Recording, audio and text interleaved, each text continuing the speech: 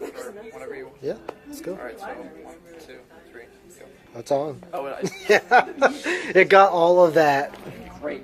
Alright. I'll Welcome edit it. everyone to the fourth Tuesday Barnes & Noble Poetry Reading. I am your host, ZM Wise.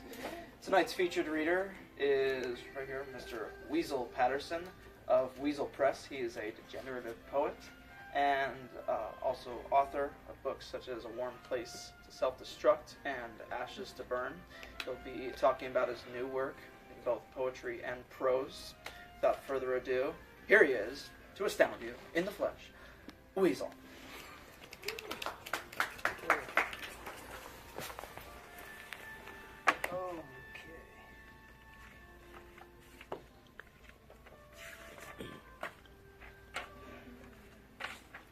See, I gotta keep a list of what poems I selected because I can't remember what I chose to read tonight.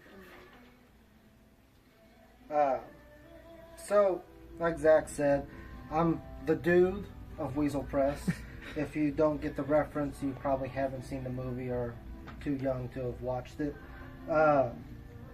But we publish a lot of degenerative a lot of poetry. We work with the furry community. We work with horror authors. We're sort of all over. And so I have published a couple of books. I've done one with Zach's Press or Dustin's Press, Transcendent Zero.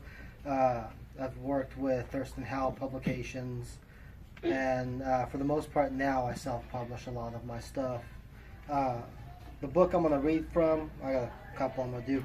The book I'm going to read from tonight is A Warm Place to Self-Destruct, which was edited by like 3 different people who have kicked my ass from here to Mexico and back, and then to Canada. And the first poem I'm going to read is called The Story of Adam. And there's a song in front of it, but I don't sing, and you're not going to make me sing. All hell breaks loose if I sing. So, Story of Adam. My notebook is the name of every dude I ever wanted to screw. Slowly diminishing, turning lust-driven thinking into handwritten bullets about getting close to living with your addiction. About putting horses to rest after running them dry.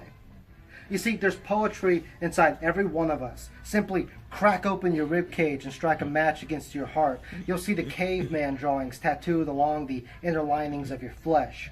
Early innovations of your story, telling you that you still don't know you're amazing, that you can do anything.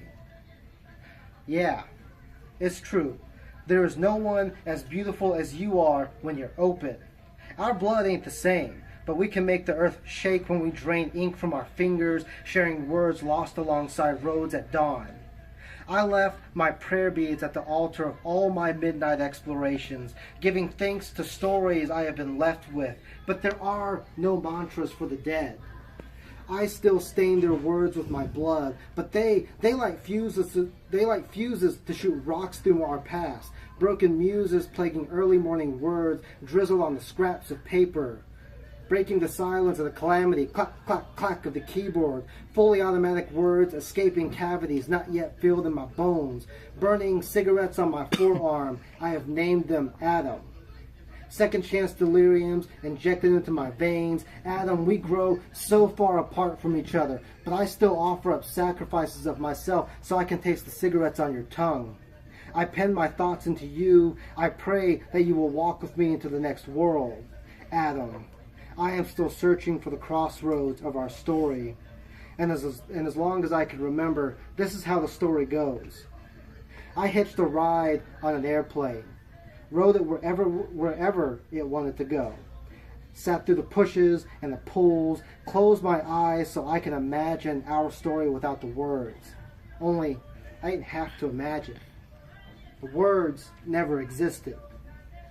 I rode this bad boy all night long. Made a stop in some town I had never heard of. And when I saw you, I draped my fingers on your surface, much like God would if he were still alive today. You kickstart my heart with a taser and left me wanting, desperate to return. But when my plane took off into the sky, there was no camera behind me. No fade to black, no credits rolling up to show us the parts we played in each other's lives. I was only left with the drifting delirium that you lured me into, writing apocryphal manuscripts out of broken typewriter keys, typesetting unanswered emergencies, like the night you huddled against me. Remember how your body quaked from the cold as we watched ghosts dance around our windows, listening to you singing melancholic love songs? And damn, you know magic was happening when you whispered our dreams between the notes. But magic isn't always love. The next morning, we shared our coffee in silence, shadows intertwining in the sun as we tried to shake the break of character we exposed each other to, lost in the sacrifice we could not make, but we were ready to return to anarchy the same night. We were children, enamored at the idea of attachments to each other, afraid of how easily we would break, fragile arms holding our names, letters twirling between our fingers like we were schoolgirls in love. Ashamed as I am to say, it took years for me to realize that we're not the end of a movie. So I took my typewriter out into the lawn and set it on fire, frustrated with the fact that it could only type your name. This poem is an apology letter to the both of us for how far I allowed us to go, for forgetting that some parts of ourselves need to remain buried. I have forgotten how you look, yet my body trembles when I remember how you taste.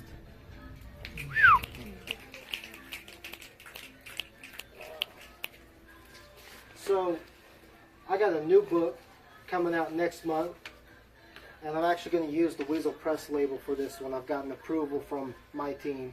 I don't normally like to use my own label for my work due to funding issues and other things that become mixed with it, but very happy about this. It's going to be illustrated. It's going to be a fun book called We Don't Make It Out Alive. You see, the past couple of years I've been fighting a massive fit of depression. The last book, A Warm Place to Self-Destruct, were the early stages, and this next book dives further down into a lot of dread, a lot of suicidal thoughts. It actually captures what it feels like when I wanted to go to that place. So it's a gritty book. It's not a pretty book. Definitely ain't pretty. But it's going to be a good one, I think. And so the poem I'm going to read out of it is about a conversation I had with a waitress. It's called Existential Crisis at Denny's. Existential? Yeah. Took me a second. Stopped me for a second. The waitress tells me she used to own a cow. She called it Freezer because that's where it went when it died. When she says it's the meanest animal she ever owns, I tell her over cold eggs and soggy toast that the art of dying is like growing a backbone. It's not how you die that makes the foundation. It's knowing that the other side is 2 feet away and that you'll have to travel light when you cross.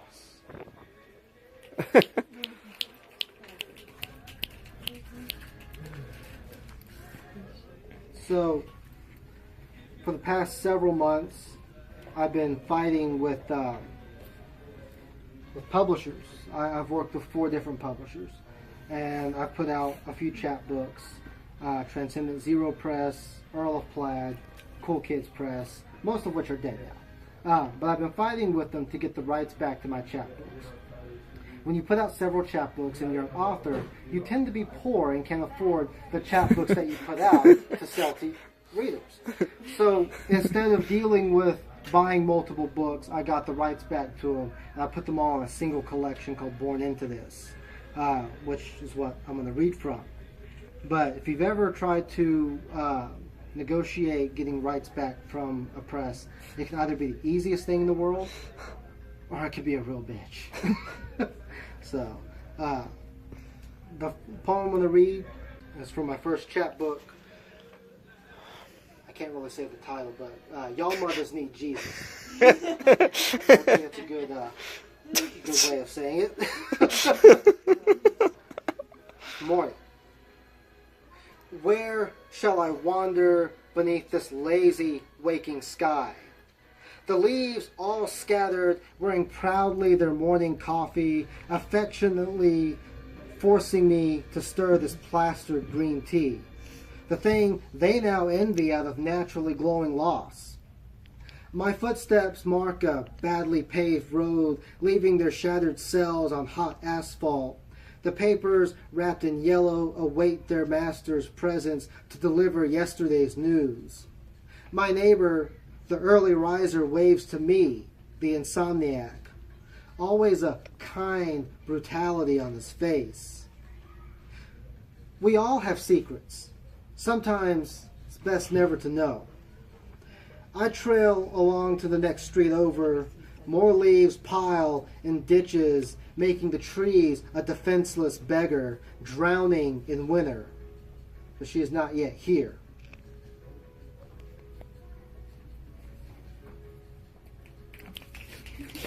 That awkward moment when you don't know if a poem is So there's a holiday coming up. I wrote this several years ago, called Easter. I think it's funny that this year Easter's on April Fool's Day. I think it's the funniest thing in the world. I don't know what I'm going to do that day. So I'll have to think of something. But I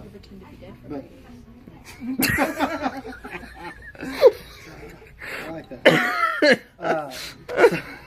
So this poem is called Easter. If I understand the story, he rose in 3 days after being killed, or murdered, or whatever definition you want to put there. We are all cannibals. Every Sunday, eat of his flesh, drink of his blood, protect your soul from sins committed, and to be committed. Spirits are behind us. Sometimes our eyes can see slivers of them when we count the beads on our rosaries and chant our fathers. I held a piece of him in my hand, the styrofoam lightly resting on the cracks of my palms. I said a prayer, told no one because they're like wishes. Someday will never come true. Flesh has never tasted so cheap.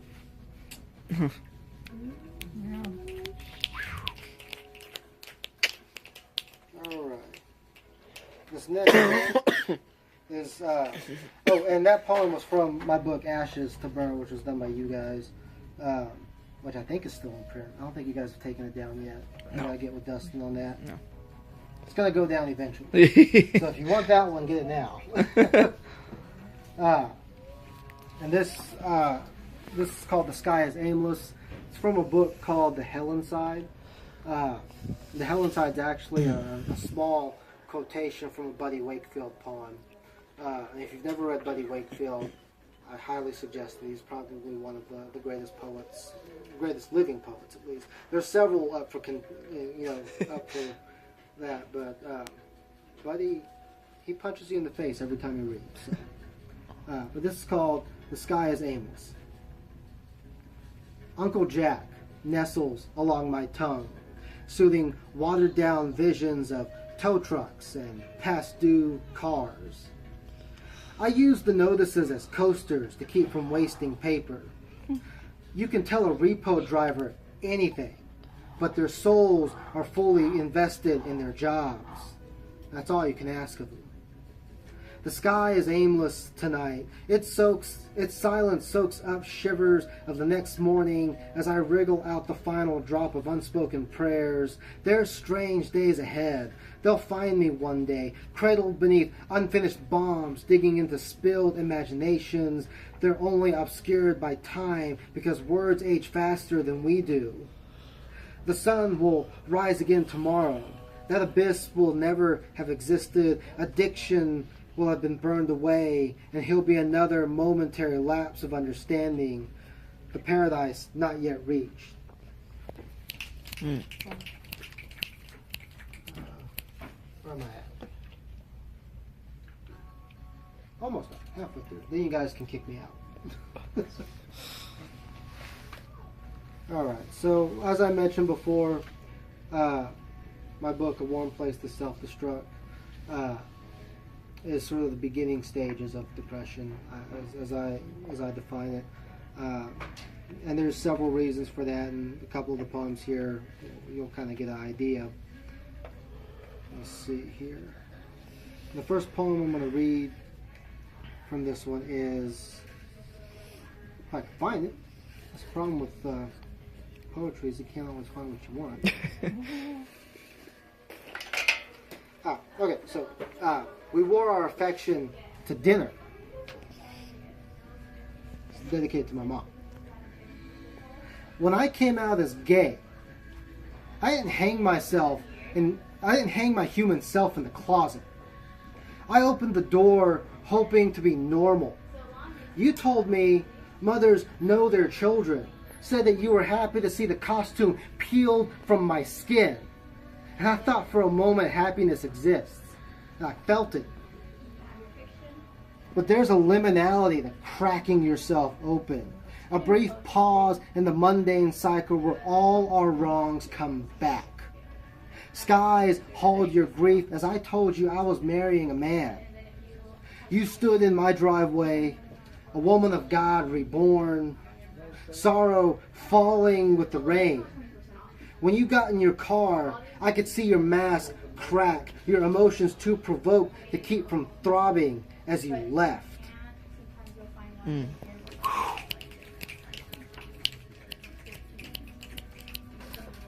So, I don't always make it to these Fourth Tuesday readings. I'd like to, but you know, I got a job and other responsibilities and a husband I got to take care of.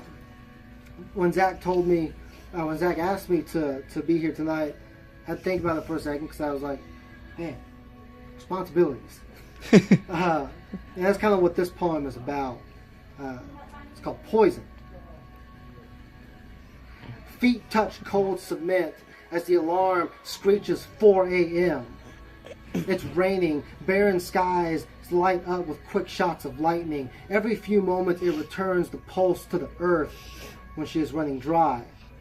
Raindrops slam down like spilled beads in a thrift shop. All I can hear are the thuds bouncing in my sheet metal skull. Fingers fumble with aspirin and I slam 3 pills down, wondering if I'm poisoning myself.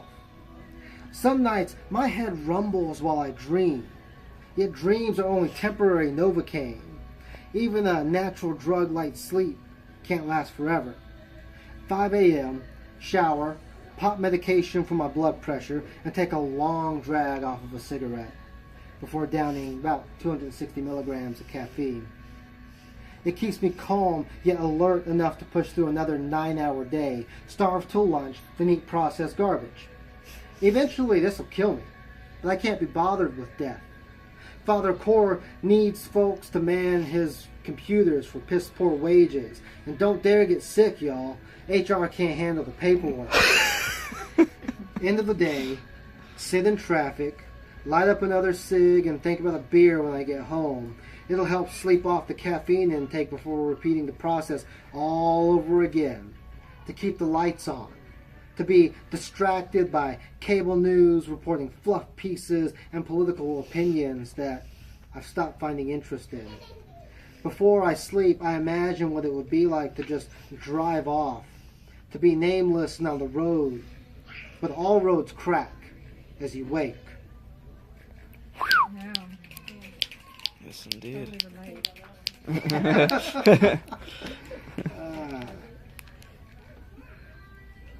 Okay. So this is kind of going on the same theme of driving off and hoping to disappear. This is called The Sleep That God Dreams Of on his smoke break. 4 a.m. insomnia sits on my chest, heart growing confined. I breathe in my anxiety in hopes I can keep the morning quiet. They call me sometimes. I neglect to answer. They know I am there. The collectors know everything about me. I'm their prey, their kill. Their large file they can't let go because I've yet to be caught. But time grows short for everyone. It's troubling keeping the guitar inside your chest aflame while dodging shadows in the mail. though I'm not the only body they're after. I am simply the first prayer among the dissonants, the first feeling of desperation being killed by a morning cigarette.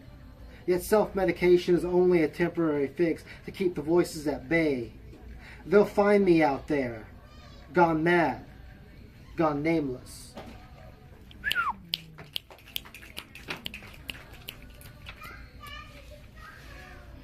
Got enough for 3 more, or? Sure. Yes, please. All right.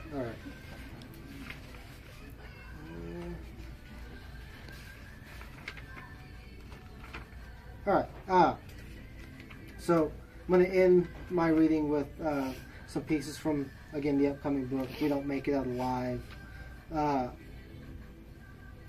this one's called, My Mother Always Told Me Not to Cry. My mother always told me not to cry. Only faggots cry, and Mama didn't raise no faggot. She never believed in mercy, only polite exile, because it cost too much to see past the crooked spine she raised. I had to find love in the closet, bleach my bones from the stench of my illness. And though it never had a door, it was still easy to hide the damage. When I finally came out, she said all mothers know when their children can't grow straight. I